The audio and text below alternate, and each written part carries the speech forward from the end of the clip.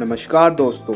तो कैसे हैं आप सब। स्वागत है आपका हमारी एक बिल्कुल नई वीडियो में, जहां हम आपको बताने जा रहे हैं तारों पर भी पहले से मौजूद है जीवन के लिए ज़रूरी तत्व है। जानते हैं पूरी इस वीडियो में।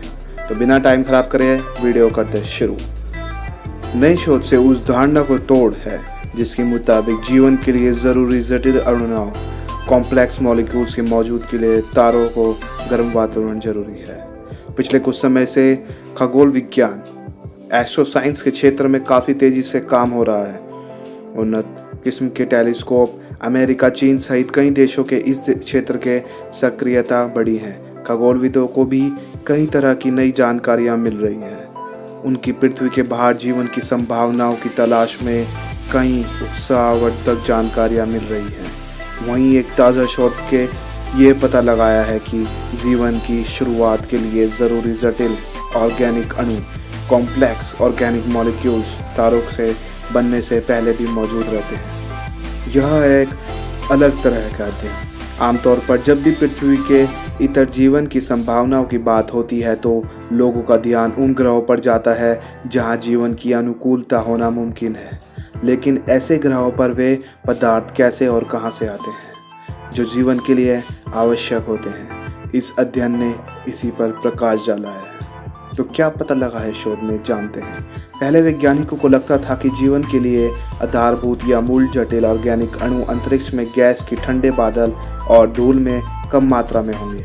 लेकिन एरिज़ोना यूनिवर्सिटी की स्टैनफोर्ड ऑब्जर्वेटरी के खगोलविदों के मुताबिक तारे और ग्रहों की पैदाइश में खास भूमिका निभाने वाले इन बादलों और धूल में जीवन कारक जटिल अणु ज़्यादा व्यापक तौर पर मौजूद हैं। टूट गई है यह धारणा। इतना ही नहीं, जितना सोचा था उससे कहीं ज़्यादा समय पहले से ये अणु अस्तित्व में आए।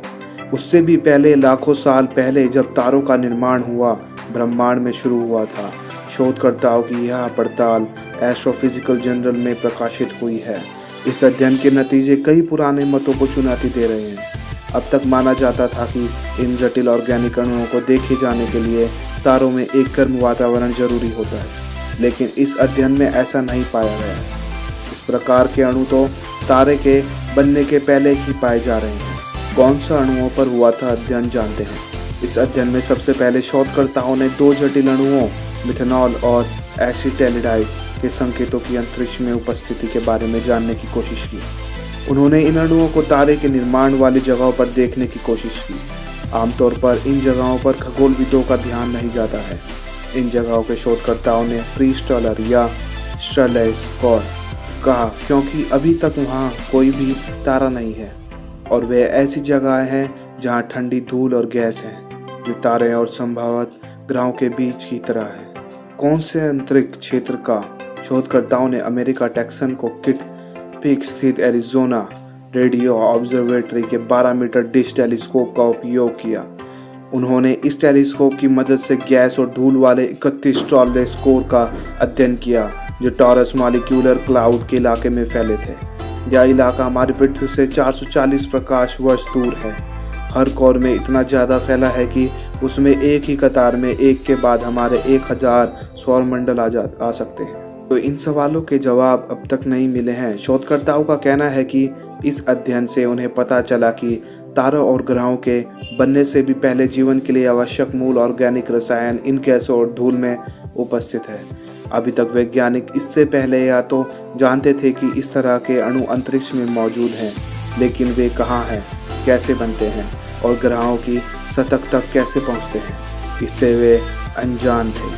शोधकर्ताओं को लगता है कि इस अध्ययन से अब उन सभी शोधकर्ताओं को अपने मत में सुधार करने में मदद मिलेगी जिन्होंने इस तरह के अणुओं के अस्तित्व में आने के अपने सैद्धांतिक मत रखे हैं। उनका यह भी मानना है कि यह अध्ययन हमारे सौरमंडल के निर्माण के समझने में भी काम आ रहा है।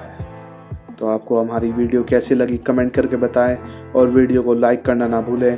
और हाँ, हमारे चैनल को सब्सक्राइब कर दें और बेल आइकन भी दबा लें ताकि हमारी वीडियो मिले आपको सबसे पहले। मिलते हैं अगली नई वीडियो में। घर में रहें, स्टे होम, स्टे सेफ। जय हिंद, जय भारत।